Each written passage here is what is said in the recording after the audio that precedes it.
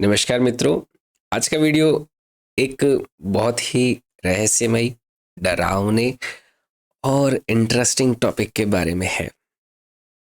शमशान भूमि से हम सभी लोग गुजरते हैं और वहाँ से गुजरते समय हमें हल्का हल्का डर महसूस होता है और कई तरह की धारणाएं भी प्रचलित है कि जब हम शमशान भूमि के पास से गुजरते हैं और वहाँ पे किसी को आवाज़ लगाएं, आजा आजा, तो क्या कोई भूत आता है।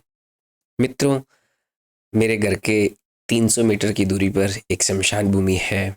उस शमशान भूमि में महादेव का मंदिर है, शिवलिंग है, उस शमशान भूमि के अंदर ही है।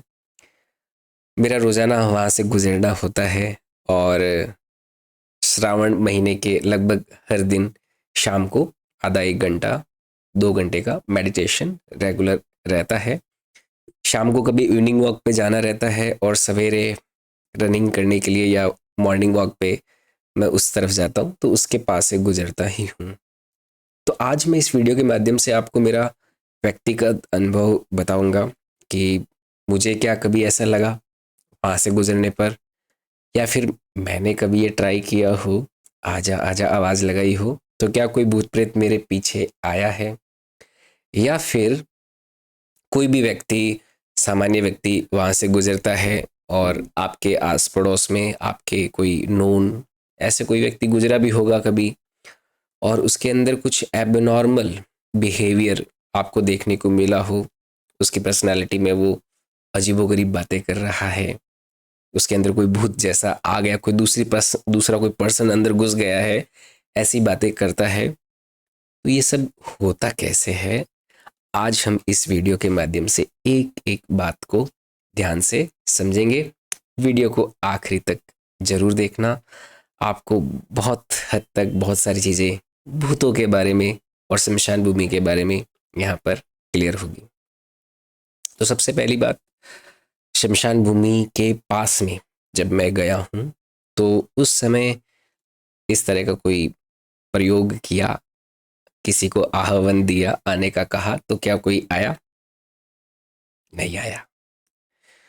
मैंने तो कोई आज तक ऐसा भूत नहीं देखा। मैं पूरी तरह से सिरे से इस बात का खंडन करता हूँ। रात को 12-1 बजे भी उस एरिया से गुजरा हूँ तो मुझे कोई ऐसी आकृति आज तक नहीं दिखाई दी। I am honest about this कि कोई महिला, वृद्ध महिला, जवान महिला खुले बालों में सफ़ेद कपड़े पहन के, बुरी बुरी जिसकी आंखें हैं, वो वहाँ पे आ गई हो, जैसा बॉलीवुड मूवीज़ में दिखाते हैं, जिसके पैर उल्टे हो, वो के ये जो दोनों दांत हैं ये दांत बड़े हो।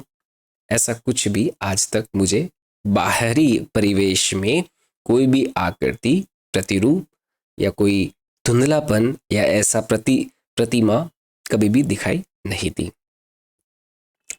तो ये तो पहले सवाल का जवाब हुआ, क्या कभी ऐसा दिखाई दिया है? नहीं।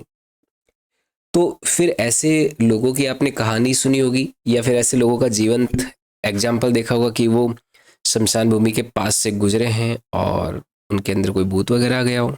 तो वो कब होता है, वो क्यों होता है? मित्रों, इस बात को आप बड़े ही सामान्य तरीके से समझिएगा। जब हम कमज़ोर होते हैं तो परिवेश हमें नियंत्रित करता है। ध्यान से सुनना ये बात। जब हम कमज़ोर होते हैं, मैं इस बात को बहुत अच्छे से समझाऊंगा, आपको जीवन में एक बहुत बड़ी सीख इस बात से मिलने वाली है, ध्यान से समझना। जब हम कमज़ोर होते हैं तो परिवेश हमें नियंत्रित करता है, और जब हम मजबूत होते हैं तो हम परिवेश को नियंत्रित करते हैं। क्या मतलब इस बात का?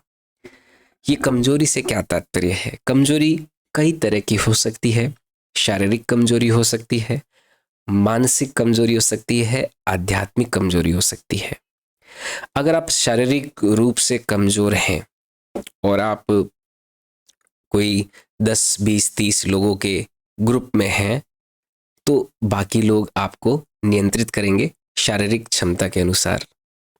ऐसा पाया गया है, ऐसा व्यवहार है इस दुनिया का। अगर आप मानसिक रूप से कमजोर हैं तो कोई भी परिस्थिति होगी वो आपको बहुत ज़्यादा नियंत्रित करेगी। मानसिक रूप से कमजोर होने का क्या तात्पर्य है कि आपके मन का सामर्थ्य उतना नहीं है कि आप किसी परिस्थिति को फेस कर सके, डील कर सके। मान लो आपका कोई व्यापार में घाटा लग गया, लेकिन आपको अगर मानसिक रूप से नहीं पता है कि अब इससे कैसे बाहर आना है, कैसे क्या क्या करना है, आप उतना मजबूती नहीं दिखाते हैं, तो वो सारे परिस्थितियां आपको नियंत्रित करने लगती है। आपको उन परिस्थितियों के अनुसार ढलने लगते हो, आप वैसे ही चलने लग जाते हो। मैं देखो साधारण उदाहरण ले रहा हूँ, परंतु अंतिम में आपको मैं भूत कैसे किसी के अंदर आते हैं वो भी एक्सप्लेन करूँगा। सारी जो थ्योरी है वो यहीं पर ही निहित है। तो यहाँ पे मैंने मानसिक कमजोरी का एक उदाहरण लिया कि आपका कोई व्यापारिक घाटा, पैसों का कोई घाटा लग जाता है और उस परिस्थिति को डील करने की आपके अंदर मानसिक रूप से मजबूती नहीं होती, मानसिक रूप से परिपक्वता नहीं होती, तो वो परिस्थिति आपको नियंत्रित करने लगती है। उस परिस्थिति के अनुसार आपको फैसले लेने पड़ते हैं, डिसीजंस लेने पड़ते हैं, आपको आपका व्यवहार भी वैसा ही कुछ होने लगता है। अब आता है आध्यात्मिक कमजोरी। आध्यात्मिक कमजोरी, अगर आपको आध्यात्मिक स्तर पे आपका सामर्थ्य नहीं है, आपने चीजों को नहीं जाना है, देव क्या है, दानव क्या है, राक्षस क्या है, सकारात्मक ऊर्जा क्या है, नकारात्मक ऊर्जा क्या है, ऊर्जा का स्वरूप क्या है, इस संसार में हम किस तरह से आते हैं, किस तरह से जाते हैं, और इस पूरे ब्रह्मांड का एक ओवरऑल जो परसेप्शन है वो आपके अंदर अगर नहीं है, तो मैं उसे आध्यात्मिक कमजोरी कहूँगा। ऐसी परिस्थिति में कहीं पे भी आप कोई ऐसे आध्यात्मिक परिवेश में गए हैं जहाँ पे अगर वो परिवेश आध्यात्मिक रूप से उन्नत है, आध्यात्मिक रूप से सकारात्मक है, जैसे मंदिर एक आध्यात्मिक रूप से सकारात्मक जगह है, तो वहाँ पे आप जाते हैं तो आपको भी वो परिवेश नियंत्रित करता है। हाँ, अगर आप आध्यात्मिक रूप से बहुत ज़्यादा उन्नत हैं तो मंदिर में जाना या ना जाने से आपको कोई प्रभाव नहीं पड़ेगा। लेकिन अगर आप आध्यात्मिक रूप से सामर्थ्यवान थोड़े कम हैं, तो आप मंदिर जैसे सकारात्मक आध्यात्मिक माहौल में जाते हैं तो आपको एक सकारात्मक ऊर्जा, आपके अंदर एक पॉजिटिव एनर्जी आती है। यहाँ पर भी परिवेश आपको नियंत्रित कर रहा है, क्योंकि परिवेश से आपकी सामर्थ्य कम है। और यही बात लागू होती है जब आप कोई नकारात्मक रूप से आध्यात्मिक परिवेश में जाते हैं। शमशान भूमि इसका एक उदाहरण है। शमशान भूमि नकारात्मक परिवेश का एक आध्यात्मिक आवरण है। आप वहां पे जाते हैं, अगर आप आध्यात्मिक रूप से कमजोर हैं तो उस परिवेश में जो ऊर्जाएं हैं, वहां पे मृत्यु की ऊर्जा है, वहां पे बहुत सारे लोगों का दाह संस्कार होता है, अंतिम संस्कार होता है, और कई आत्माएं मुक्त होती है, कई आत्माओं के जो अवशेष हैं, बहुत सारी जो नकारात्मक आध्यात्मिक ऊर्जाएं हैं वो वहाँ पे विद्यमान है। तो उनका भी आप पर प्रभाव पड़ता है। अगर आप आध्यात्मिक रूप से सक्रिय नहीं हैं, थोड़े से दुर्बल हैं, तो वो परिवेश भी आपको नियंत्रित करने लगता है। थ्योरी वही है, अगर आप आध्यात्मिक रूप से कमजोर है तो परिवेश आपको आध्यात्मिक जैसा परिवेश है, नकारात्मक या सकारात्मक, नकारात्मक है तो आपके अंदर नकारात्मक घटनाओं को नियंत्रित करने लगेगा। और अगर आप मजबूत हैं तो आप परिवेश को नियंत्रण करते हैं। तो किसी के अंदर जब भूत आता है तो क्या होता है कि अगर वो आध्यात्मिक रूप से दुर्बल है तो वहां पर जितने भी नकारात्मक ऊर्जाएं हैं वो उस पर हावी होने लगती है, और वो एक अनकंट्रोलेबल, एक असामान्य व्यवहार करने लगता है, अनियंत्रित व्यवहार करने लगता है। उसे ऐसा लगता है कि उसका खुद पर नियंत्रण नहीं है। क्यों?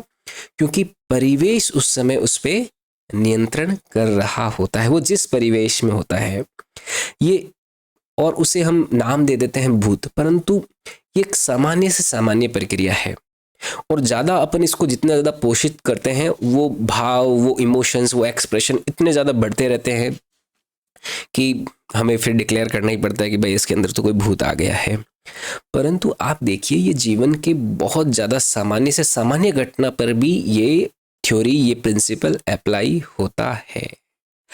आपके अंदर किसी भी तरह की कमजोरी है तो वो परिवेश जो होगा, जो सराउंडिंग्स है, वो आपको नियंत्रित करेगी। वहाँ पर फैसले, वहाँ पे आपके एक्शंस, वहाँ पे आपके इमोशंस सारे उस परिस्थिति के द्वारा ही नियंत्रित हो रहे होंगे। आपने सुना होगा कि जो बहुत ज़्यादा बुद्धत्व को प्राप्त कर लेते हैं, आध्यात्मिक व्यक्ति हो जाते हैं, एनलाइटमेंट को प्राप्त कर लेते हैं, उनको किसी बात का कोई फर्क ही नहीं पड़ता। वो कहीं पे भी चले जाएं, कैसी भी परिस्थिति में रहे, जंगल में एकदम झोंपड़ी में रहें, चटाई पे सोएं, कोई फर्क नहीं पड़ता। महलों में रहें या कहीं पे भी रहें, एकदम सामान्य अवस्था में वो रहते हैं, क्योंकि उनके अंदर आध्यात्मिक सामर्थ्य इतना अधिक आ चुका होता है कि वो परिवेश को नियंत्रित करते हैं, ना कि कोई परिवेश उनको नियंत्रित करे। जबकि सामान्य व्यक्ति को थोड़ा बहुत भी परिवेश बदलता है तो उस परिवेश से पीड़ा होने लगती है ना। गर्मी है तो गर्मी से पीड़ा होने लगती है, गर्मी से वो नियंत्रित होने लगता है ना। गर्मी है तो उसके चेहरे के हाव भाव बदल जाते हैं, तो यहाँ पे वो गर्मी का जो मौसम है उसको कंट्रोल कर रहा है। सर्दी है तो ठिठुरने लगता है, और अनकंट्रोलेबल बिहेवियर तो है ये। लेकिन एक आध्यात्मिक रूप से उन्नत इंसान, उन्नत व्यक्ति से आप मिलेंगे, बाहर गर्मी है तो भी वो वैसा ही है, सम्यक भाव में। बाहर सर्दी है, कोई फर्क नहीं है, आप उसके अंदर की जो शांति है, जो स्थायित्व है, वो वहीं पे ही बैठा रहेगा, उस पर कोई प्रभाव नहीं पड़ेगा। और अब उसके आसपास का जो एटमॉस्फेयर है वो भी पीसफुल होने लगता है। किसी भी ध्यान योगी साधना में, जो गहरी साधना में जो लीन कोई व्यक्ति है, उसके आप आसपास भी अगर बैठते हैं तो भी आपको बहुत गहरे ध्यान के अनुभव होते हैं। क्यों? क्योंकि एक साधक और गहरे ध्यान का योगी अपने आसपास के परिवेश को नियंत्रित कर रहा होता है। तो सामान्य जो सिद्धांत है इन सभी घटनाओं का वो यही है कि अगर आप सामर्थ्यवान हैं तो आप परिवेश को नियंत्रित करते हैं, और अगर आप दुर्बल है किसी भाग में तो परिस्थितियां, परिवेश आपको नियंत्रित करती है, वो आपको चलाती है। तो अब हमें क्या करना चाहिए? हमारी कोई भी परिस्थिति है, कुछ भी है, हम किसी भी स्टेज में है लाइफ के, तो हमें क्या करना चाहिए? बिल्कुल हमें हर तरह का सामर्थ्य बढ़ाना चाहिए, और आध्यात्मिक सामर्थ्य तो बढ़ाना ही चाहिए, ताकि ऐसी कोई भी परिस्थिति आपके जीवन में ना घटित हो। तो आध्यात्मिक सामर्थ्य कैसे बढ़ाया जाए? उसके लिए हमें करनी होती है रेगुलर साधना, रेगुलर मेडिटेशन करते रहिए। क्योंकि हमें मान लो शारीरिक सामर्थ्य बढ़ाना है तो हमें डंबल उठाने पड़ते हैं, वजन उठाना पड़ता है, वेट ट्रेनिंग लेनी पड़ती है, ट्रेडमिल पे भागना पड़ता है अगर फिजिकल स्ट्रेंथ को बढ़ाना है।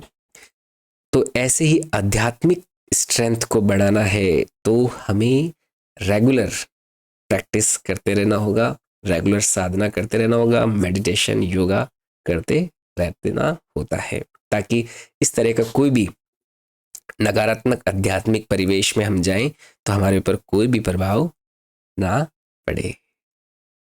उम्मीद करता हूं आपको मैंने इस वीडियो के माध्यम से इस टॉपिक के बारे में एक क्लैरिटी दी है। आपको बहुत हद तक बहुत सारी चीज़ें समझ में आई होगी। अब कमेंट सेक्शन में आप अपनी कोई भी राय या फिर कोई भी प्रश्न मुझसे ज़रूर पूछ सकते हैं। वीडियो को लाइक करना ना भूलें और इसे शेयर भी ज़रूर करें। चैनल को सब्सक्राइब नहीं किया है तो सब्सक्राइब भी ज़रूर करें। बहुत बहुत धन्यवाद मित्रों। जय हिंद, जय भारत।